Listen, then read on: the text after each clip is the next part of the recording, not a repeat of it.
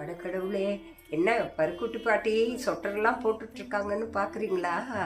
கொஞ்சம் இங்கே யூகேல ரொம்ப குளிர் ஸ்டார்ட் ஆயிருக்கு. அங்கே இங்கே போனால் ரொம்ப குளிர். வெளியில் சூரிய பகவானே வர்றதில்ல. நம்ம ஊரில் 5 மணிக்கெல்லாம் சூரியன் நம்மளை எழுப்பிடுவார். அங்கே உள்ள பையனை நாம் நல்லா அனுபவிச்சிடணும் அப்படின்னு சொல்லி தான் இப்போ உங்ககிட்ட இந்த வார்த்தையை பகிர்ந்துக்கிறேன். இங்கே இருக்கிற மாதிரி குளிர் அங்கே நமக்கு கிடைக்கல.